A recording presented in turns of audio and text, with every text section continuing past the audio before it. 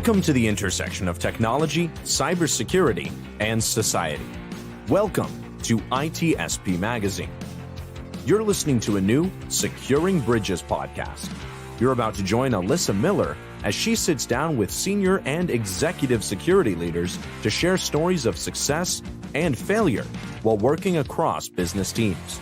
It's time to build and secure the bridge to the business. Knowledge is power, now more than ever.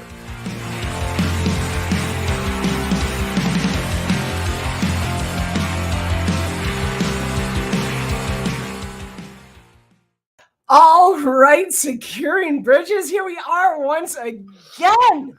I promised you a super exciting guest this week, and I promise you we are not going to disappoint. This is going to be a blast. I can't wait. You notice he's already acting all shy and bashful. Not me. Although he did already make me feel bad because I blew it. Last week's episode was the answer to life, everything, the universe, and everything. Yeah. So maybe we don't even need to do this show. Okay, good. 3-2. We're done. That's it. So, no. We have to do this show because with me this week, as you can see, I've got Kevin Johnson. Hey, Kevin. Hey, how you doing? Oh man, I am so ready for this. This is going to be such a good episode because Kevin's one of my favorite people. Oh well, then I'm sorry about you. You have really bad taste. Okay, I gotta ask one question, and this has been bothering me. I will admit that I only recently added this podcast to my podcast player. Now, none of us are perfect. Well, exactly. I will also point out that I only recently got a podcast player. So, right. But here's the thing that's been bothering me: your graphic. So, building, no, not that one. I love that one. I told you that when you posted it the first time on Twitter, how amazing that is. The bridge, the looking down at the bridge, that one. This one. Yeah, we're building bridges, but we don't see where we're building them to. This bridge is just in the middle of nowhere. Because they go everywhere. I'm just saying, this one is... Okay, maybe. Contracting at the same time. Holy crap. Okay. See, we're already getting into this. And we haven't even talked to people about who you are. Oh, yeah, I'm me. There might be one or two people who don't know. So, there are lots of people who don't know me. Well, you're the greatest hacker ever, or whatever, right? Oh God! I knew we were going to make a Kevin Mitnick joke very soon. Okay, wait. I'm sorry. That's not Kevin true. Johnson. That's because Kevin Mitnick is just a joke. But sorry. No, I'm not. Tell us who Kevin Johnson is, please. I'm Kevin Johnson. I'm not that impressed with me. I have been Kevin for 50 years. I have been Kevin Johnson for 42. I changed my name when I turned 18. So I get this year, my name is the answer for the whole year. So your math is kind of off, but okay. Oh my God, you're right. It's way off. You just ruined the whole year. Where did I get the idea? It was 40. Oh my God, I got an entire decade until that happens. Dang it. Okay, fine. I'm Kevin Johnson. I'm a nerd that can't do math. So I don't know what to say about me. I'm one of the owners of Secure Ideas. That's important. I guess so. I like it. I'm a professional hacker. I'm not. Jason Haddix is amazing, and I can't believe I have to follow him. But I'm Kevin. I'm the lead of the Samurai WTF project, which is a great environment to learn web pen testing. I wrote the web pen testing curriculum for SANS. I don't teach for them anymore. They're too damn expensive. Oh, did I say that out loud? I endorse this statement. And I do a lot of weird things. I like security, and yeah, we're 26 people. We just hired our latest. She started on Monday, and you want to talk? We're a real company now. We hired our first salesperson, and oh shit! I know. Downhill. I will let Brittany know that you're now disappointed in the company. Add Secure Ideas to my spam list. Yep. So no, we're just pen testers, right? But I don't know. That's us. We do open source projects. We teach classes for Anti-Siphon, which is awesome. The stuff Anti-Siphon is doing, the pay what you can, it's amazing. It's the way, in my opinion, it's the way training should be, but I am biased. Does that make sense? Yeah. I get that. But I also understand it can be hard to produce training for nothing when it costs. So. Yeah, and that is one of the that is absolutely a big problem, right? How do you and let me be blunt, Secure Ideas has that easy. And the reason I say we have it easy is our training, one, we want to help people. We want people to learn, we want people to be educated. Yeah. But bluntly, when we train a class, we tend to attract people to buy from us, or we attract people who we can then hire. So as a company, we're in a position where producing training is a cost that's worthwhile. We're in a unique position. I know lots of people who training is the one thing they do it amazingly well, and have to be compensated because they have bills. Yeah. So, and that's it's like you said, it's a balance. But I mean, I first got to know you through SANS training. I didn't really get to know you. I got to know you. You didn't get to know me because you were on the other end of some inner tubes and things. And did you do the on demand or the? I think so. Version? It was either on demand or it was at least a remote live or something, whatever they called it. But I think I told you this once before. My favorite memory of you is, I think you said you wanted to marry Nikto or something. No. I know exactly who it was. It was Andres Riancho. And I don't know if I'm pronouncing that correctly. You wanted to marry the tool. That was the thing that got me. He released W3AF, and at the time, was W3AF. Okay. I thought W3AF. I don't even know if W3AF is still around. Couldn't tell you. I'm a seasonal. I don't do that kind of stuff anymore. Yes. Yeah, I do, but I haven't looked for that tool anymore. So what I loved about it was the first well done automated testing tool that was open source.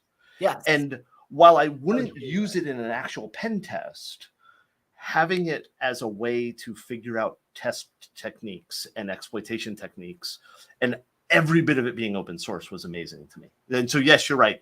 I said in many classes that I would marry W3AF, or you would hear me say I would have its kids. That was the other phrase. I did not hear that one, but that would have been equally memorable. Yeah, I use that one a lot. The weird thing about the on-demand stuff and the recorded version is that was a 6-day course. And so people would listen to me tell jokes and stories about my kids and random stuff as I did the course. And they would get to the point where they felt like they knew me, right? Yeah. But here's the problem.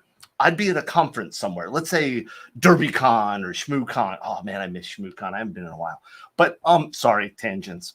And they would hear me speaking and they would recognize my voice because they've listened to me, right, multiple times in their commute, whatever, right? They would walk up and talk to me as if we were old friends and never think about the fact, like you said it perfectly. I got to know you, but you didn't get to know me, right? They would just walk up and go, Kevin! And it was crazy. The weirdest one that happened was my daughters and my wife were with me at a conference, and we were going to dinner. And somebody walked up and they were like, oh my God, Kevin, how you been? And I'm like, hi. And I offer with names and I'm like, I don't recognize this person. And they're like, Brenna, how are you doing? And they start talking to my kids because I had told stories about my kids. And it was like, we were about 10 minutes into this conversation before I said to the person, okay, look, I don't mean to be rude, but I don't know who you are. You know my entire family. You're talking to this old friends. Course 5 years ago. How dare you not know who I am? Exactly. They're like, oh yeah, I took your on-demand course. I'm like, okay. You're saying hi to my kid? Yeah, it was crazy. It was totally crazy. So yeah, but they knew me. I did not know them, and I felt bad. No, I mean, I know that feeling. I love it and I hate it. I love that people, because this is why I got into speaking. It's why I do conferences, because I was one, and you might have been the same at one time. hard to believe, but maybe I would go to a conference and I am an expert. If there's one thing that I am incredible at that I can do better than anybody, it's being completely alone in a sea of people. I can be among 5,000 like-minded information security people, and I will stand there like a wallflower, terrified. I bet you I could challenge you for that title. Okay, maybe. Yeah, I've come out of my shell a little since, but no, that was why. Because if I spoke, then people would come up and say hi, because they saw me talk, or they knew I was going to be speaking, and they saw me, on the website, in the program, whatever program. Did they still print those? I don't know. But I don't know. Maybe.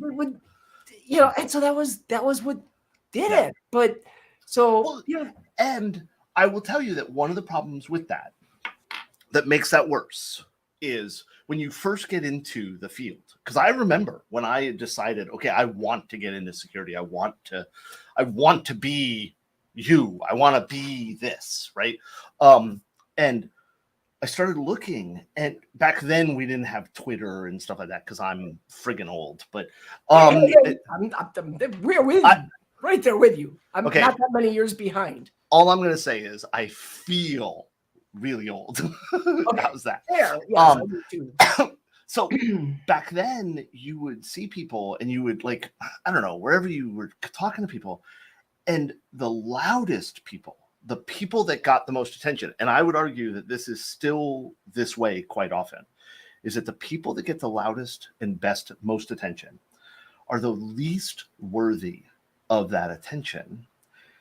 And they believe in the idea of not sharing. This is mine. I'm not going to teach you. I'm not going to lift you up. I'm not going to help you out. And I'm really happy that I found my people, I guess, that agreed with. What I tell people nowadays is if you ask a question and the person basically attacks you for asking, or how dare you bother me with a request for information, then I'm here to answer more advanced questions than that. Yeah, exactly. Then at that point we're talking like Craig Wright, lying plagiarist. But did I say that out loud too? And I did. Jonathan Data 1. But there's no censor beep here. That's okay. I don't need a censor beep. I'm just gonna be me. And I don't have that filter. My brain, my mouth. I think it. I say it. Oh, he said Craig Wright, not Sean Wright. Get it? No. Yeah. Totally different. Craig Wright, the plagiarizer. I gotta get Sean Wright on this show, by the way. Sean Wright's cool. Craig Wright's the guy that pretends he wrote Bitcoin. Yeah. And I know. Yeah. But when you see these people, they don't know what they say they do. They're not the experts. What you want to do is you want to talk to the people like Ken Johnson. Please note there's a couple missing letters there, right? Or Jason, or there's so many people that I look at. You mentioned Jason because he was the first one that came to mind when you were talking about this. He's a genius. And you ask a question, and not only will he answer the question, but he'll answer the other 6 things you need to know to help you with that. And bluntly, Alyssa, I'd say it about you. You're one of those people. Yeah, okay, live show. We'll pretend I can't talk. I mean, I'm turning bright red now, so you shouldn't, because you're amazing. And here's the thing about you that I think is important for people to understand. And I would say this if I wasn't on your show. Okay, you recognize that when you help somebody else with whatever you're helping them with, not only does it help them make them better, but it helps make you better. 100%. Because they're going to bring something to you that you don't know, that you're learning. Plus, even if they have nothing you don't know, let's pretend somehow we have this mythical person, right? But just the act of explaining something makes you understand it better, right? Yeah, and so literally just had this like 20 minutes before we got here. That's important, and that's why I say to people, get involved. It's hard. You're right. You're in the sea of people that are all like-minded. There's a good chance they're in the same boat you are, that they don't want to.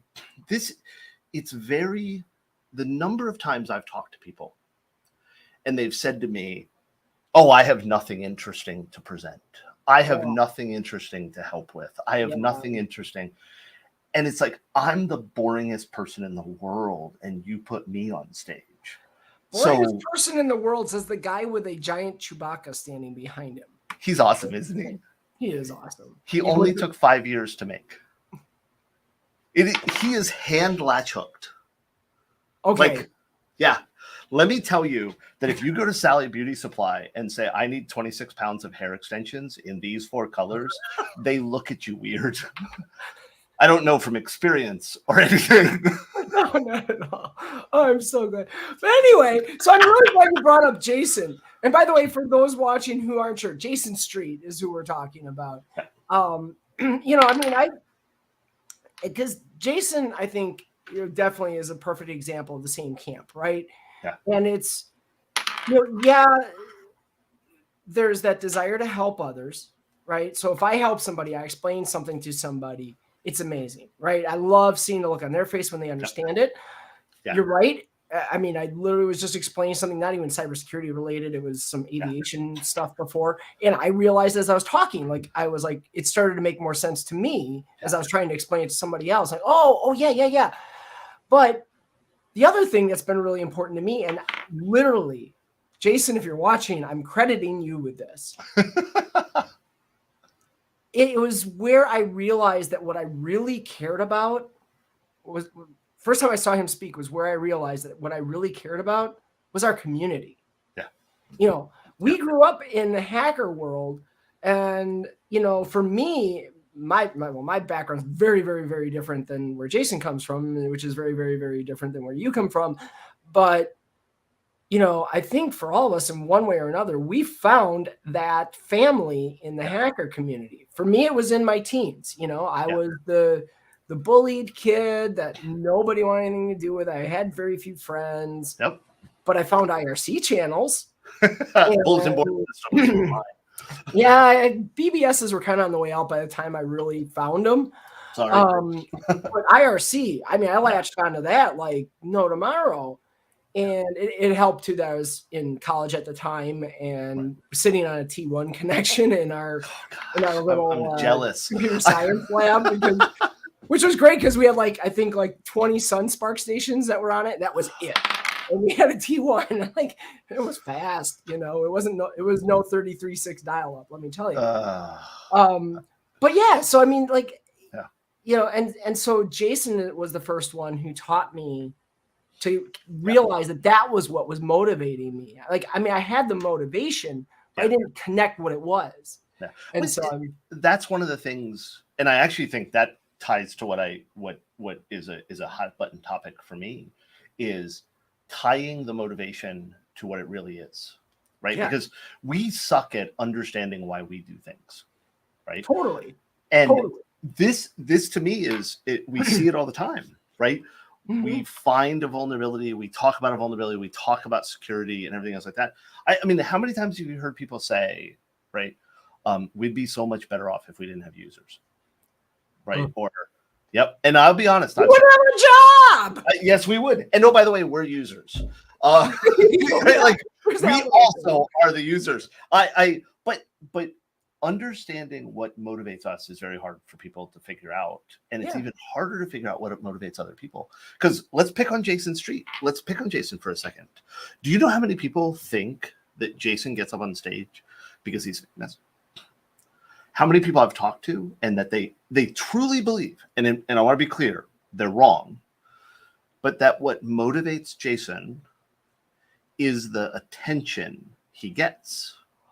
Right. I think that about everybody that goes on stage. It's ridiculous. But let's throw that over to your securing bridges idea. Right? Yeah.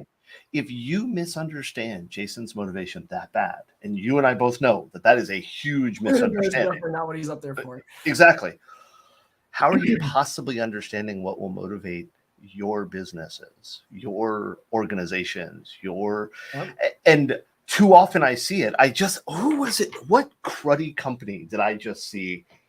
Oh my gosh, I can't even remember the name of the company, but their marketing, it's all fear. It's all Oh Did yeah. you see that breach? Did you see that? We can protect you. We can help you. The number of AI crap things coming out right now. And by the way, I love LLMs. I really do. I'm not, but I don't like LLM marketing. So, but it's like every other exciting technology. People way overcommit. They Oh, yeah. dive Yeah. into the deep end with nothing in terms of a life preserver. I don't even think they have bathing suits on. that was not an image I needed. Because I've seen these people. I don't want to see them not in a bathing suit. I'm here for you. I'm here for you. Go underwater. You don't have to see it. But no, it's like it is. Every time we have exciting technology, we just go all in and proclaim it the next savior of the world. And it even happens with security. Or the flip side of that, we go all in and say it's going to destroy everything. Right. It's going to be awful. At the same time, like we're doing with AI. Yep, exactly. Right now, it's going to kill us. It's going to destroy jobs. It's going to be the best. It's going to save the world. And here's what it is. Coming for us. Yep. Exactly. Let me be very clear. I have said for years, I bow to our robot overlords. Not only do I bow to our robot, and I do this on recordings so that they know. I know.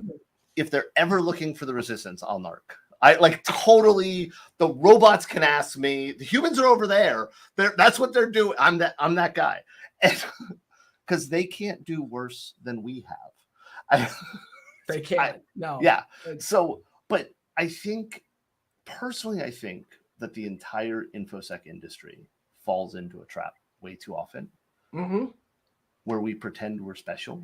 We pretend we know something that's going to solve the world, and we don't even know what we're talking to people about, right? Well, you know what's weird about that?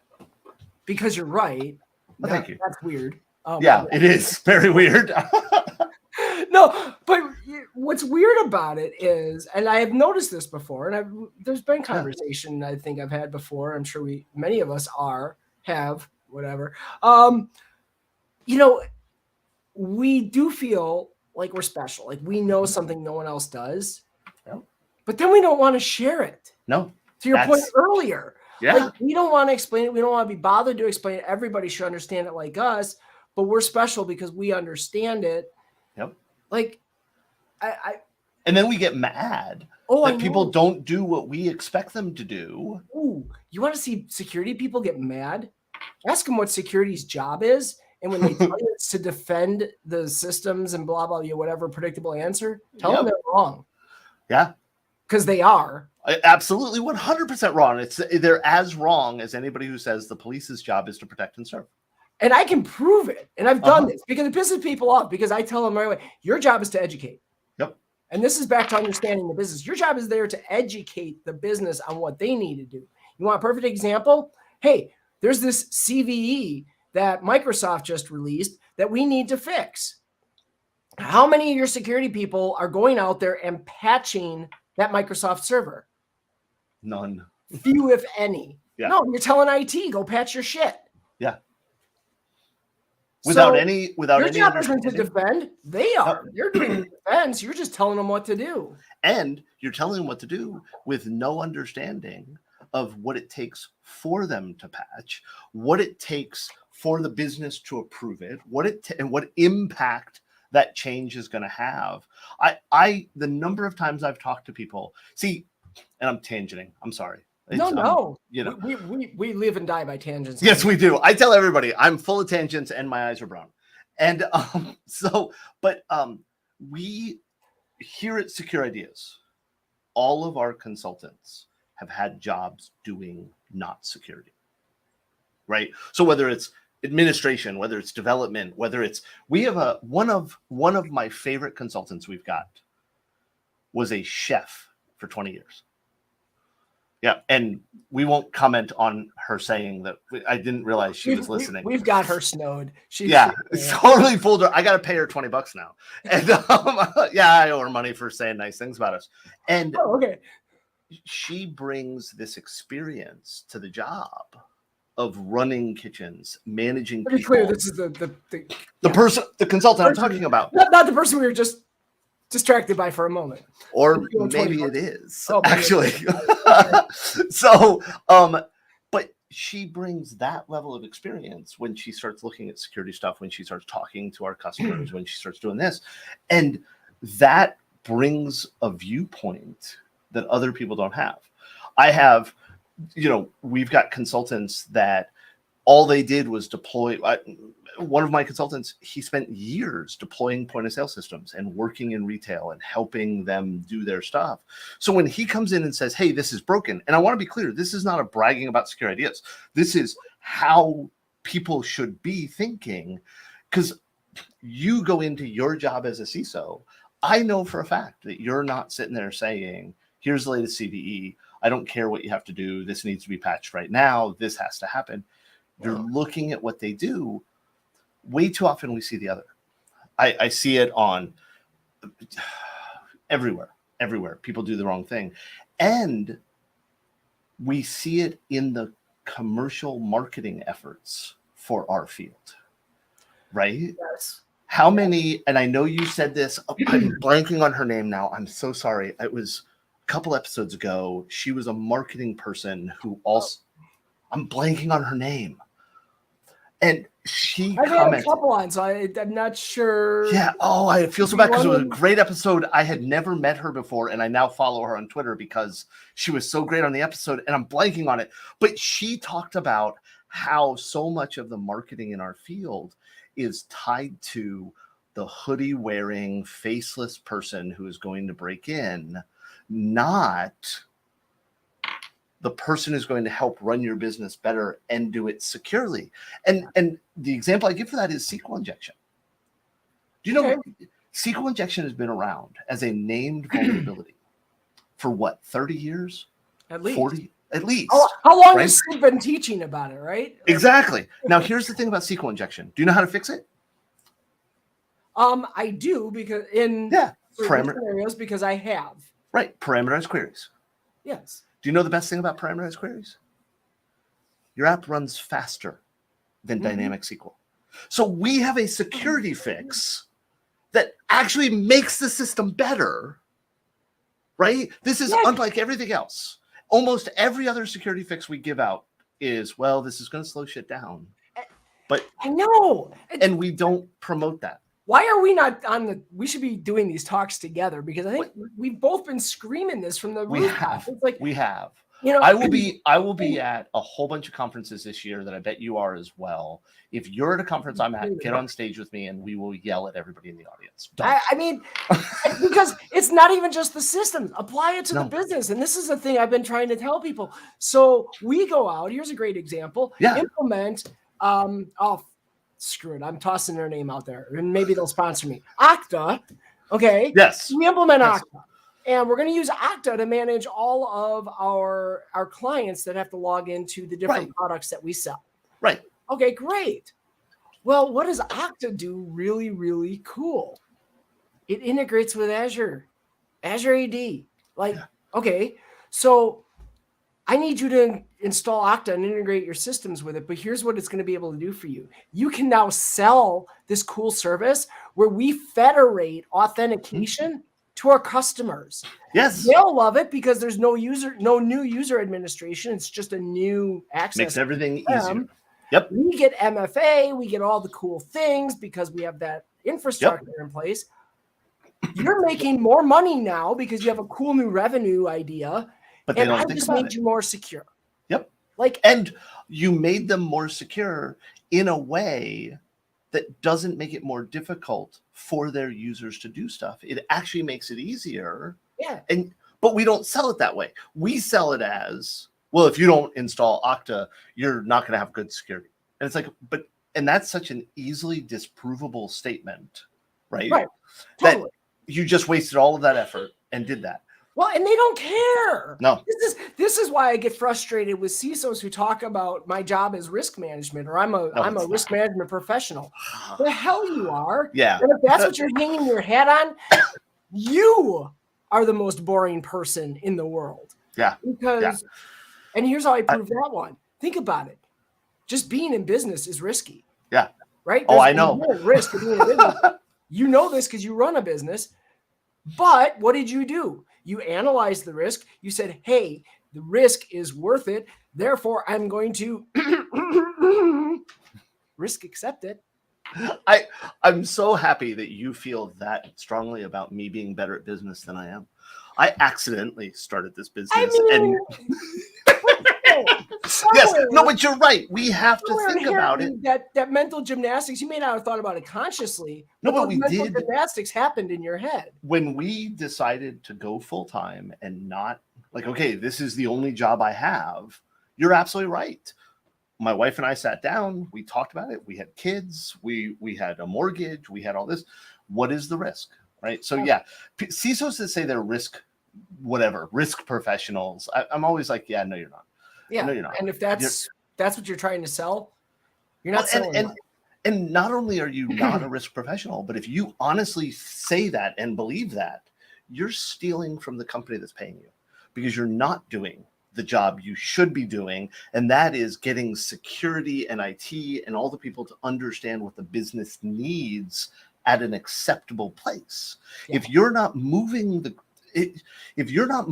business forward, I'm sorry, you're a waste of money. And worse, you're going to cause problems for the next person because you're not going to last long. You're going to do your time. You're going to quit, go join another company, do whatever.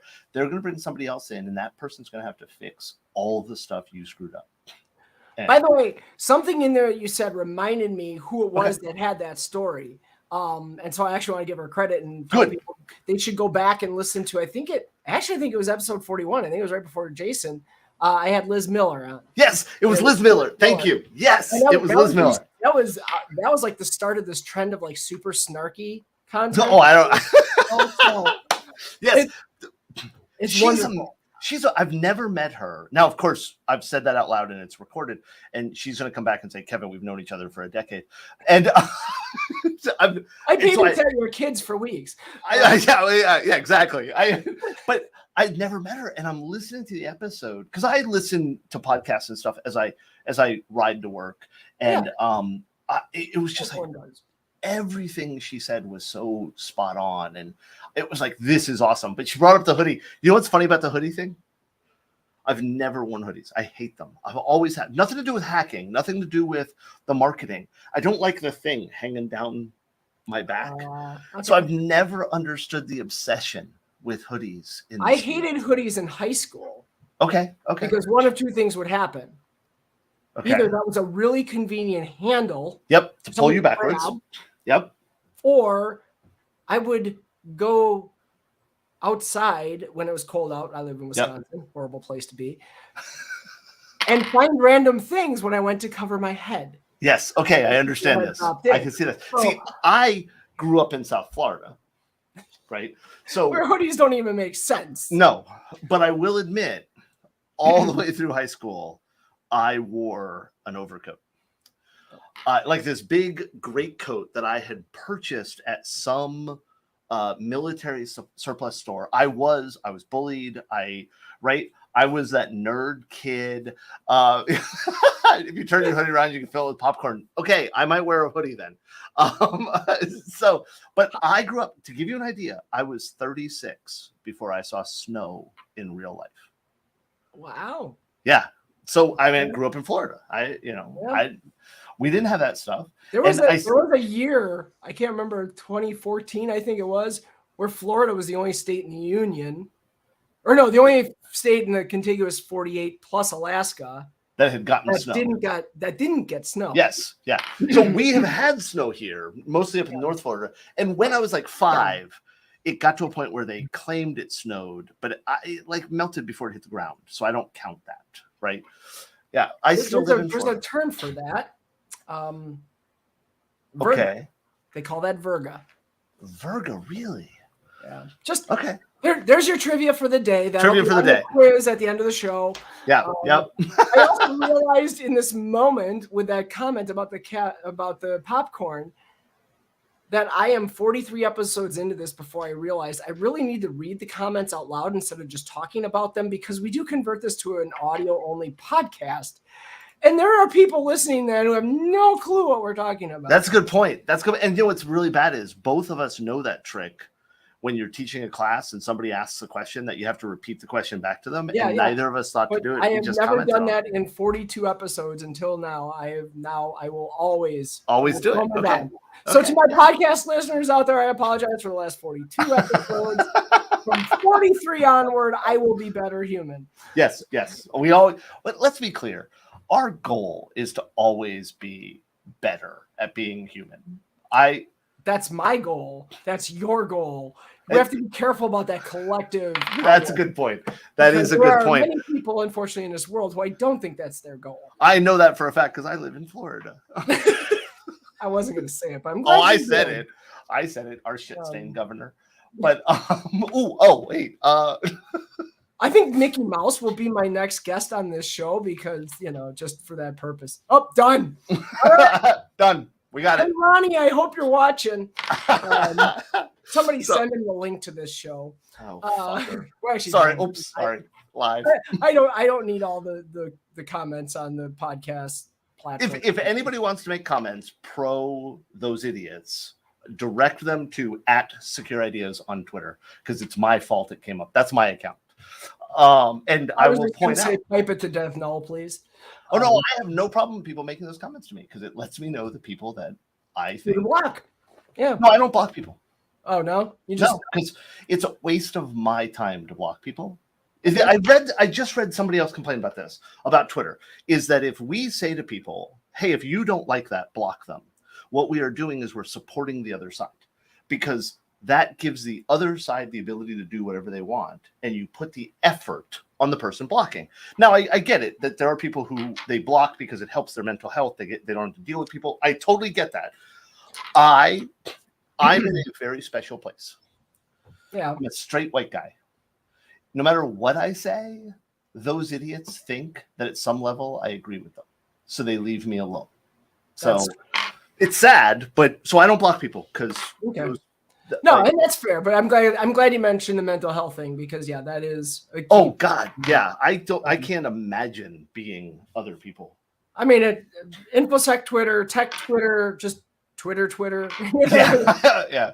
I mean, freaking Musk today, another stupid post. I mean, just anyway. See, I'm happy to say that I don't see anything he posts. Oh, I don't either. The problem is his shit starts trending, and then I see it. That's a good point. I really like what Mastodon is trying to do. Yes. But I have found for me, it's difficult to understand. I lose track of the different. I like the idea that each server is their thing and they're federated, but you can have a community and everything else like that. And I still struggle with knowing that aspects.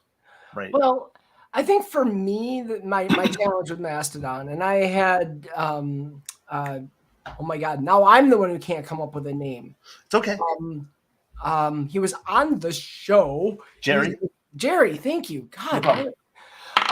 So I had Jerry on here, but I think the one thing that I've since realized with Mastodon is it has also exposed the flaw in the no algorithm argument. Yes. Because for me, social media is about engagement with other people. Yep. And the problem with Mastodon is, especially as you get more and more followers, like you post something or whatever, publish something. Whatever. Yeah. I know what you mean. I don't even know. You Mastodon it. Yes. Unless someone sees it in like the first 30 seconds of their timeline, it's gone forever. Yeah. So whoever's going to respond to it is going to respond in the first few minutes, and then I'm not going to hear from anybody again. And so what happens is, it just disappears. Yeah. And I don't get that same engagement. So I can say all the things, but I feel like I'm screaming into the void because there's not really the response. And the bigger problem in my mind to that is this is one of the things I actually like about Twitter. And I've heard Blue Sky does this well, but Blue Sky is still in that point where you need invites. And I hate apps where you have to be invited to. Yeah. But I don't spend tons of time on Twitter or Mastodon or whatever. So your exact point is relevant. If I'm not on right after you post something, I miss it. And there is no easy way to filter that I've found. If all you listeners out there, if you know something, please share. Everybody was encouraging people to use hashtags, but it just hasn't happened. Because that's the one way you can do it, is you can hashtag, and that was the whole point of what hashtags were supposed to be. But but I don't think I see the same problem with ChatGPT, and I'll explain it. What I mean by that is hashtags are supposed to do that for you, but in other forms, Instagram, Twitter, TikTok, whatever, hashtags are just flair, for the best use of their term, right? That people don't think about them as a way to promote and move, even though that's really what they were for. It's the same thing with ChatGPT. I see people use ChatGPT and they forget that the first 4 letters spell chat, and that it's supposed to be a back and forth with the LLM to address and move and modify what's coming out of it. And so, and I find myself doing it, right? I'll ask a question, it'll give me an answer. The answer won't be exactly what I want. And instead of just saying, here's where I think your answer is wrong and what I need more information on in a chat, like you and I would go back and forth discussing something, I ask the question again in a different way, right? And so I get a completely different answer, which hasn't actually improved anything. We see the same thing with hashtags. People use them wrong or ignore them. That's a legit, But, well, security sucks.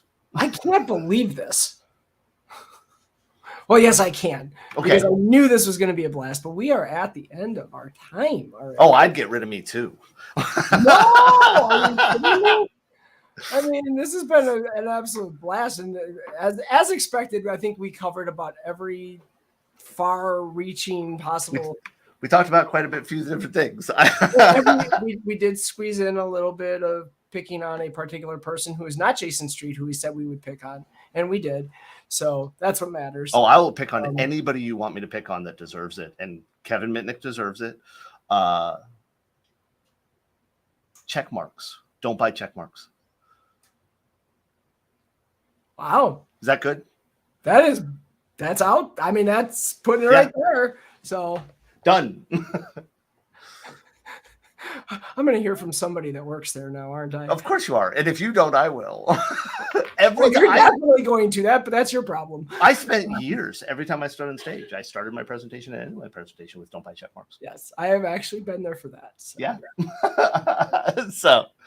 But cool. This has been a blast. So thank you for having me on. My last question to you before we go. What is your one piece of this is like the only interview question through the whole show. I told you I don't do interviews. Right. But what is the one thing you would tell somebody who wants to get into this space of cybersecurity, who maybe is that cook, maybe is that barista, which is the example I like to use. Yeah, maybe it's a good one. Working at the Gap, which is a real life example. Yep. What's the one thing you tell them if they want to get into this industry?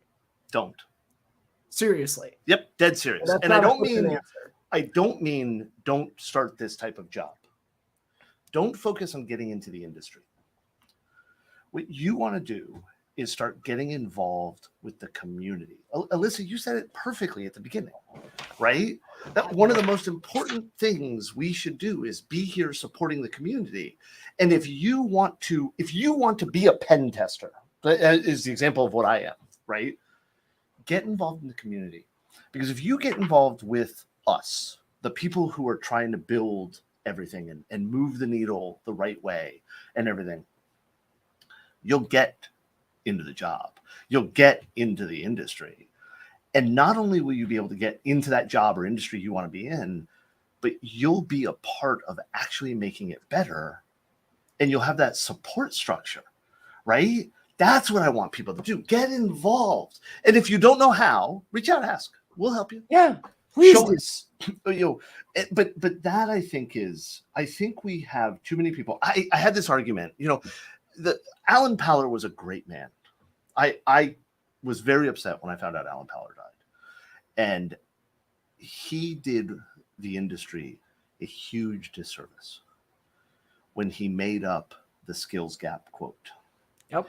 And I'm not saying there isn't a skills gap. I'm not saying we don't need more people. I am. But right? I'll say it too. Yeah, we have too many people that focus on I want to have that 6-figure job. I want to be a pen tester. I want to be an IR person. I want to do that.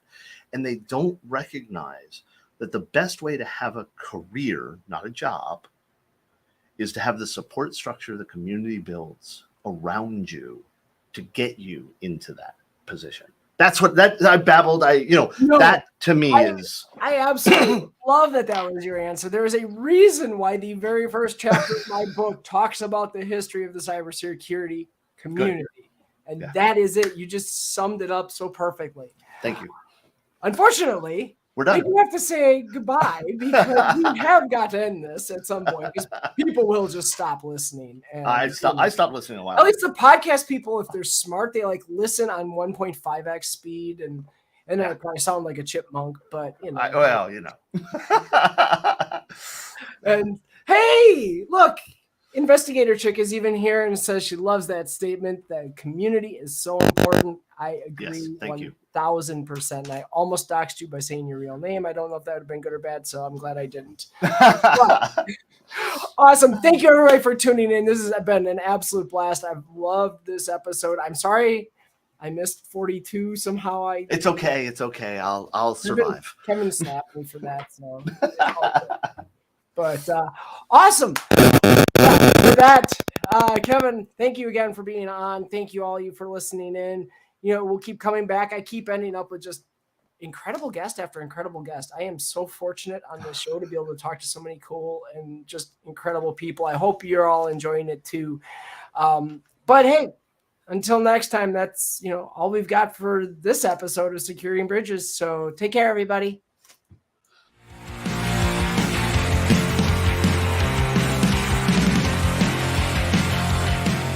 We hope you enjoyed this episode of Securing Bridges podcast with Alyssa Miller.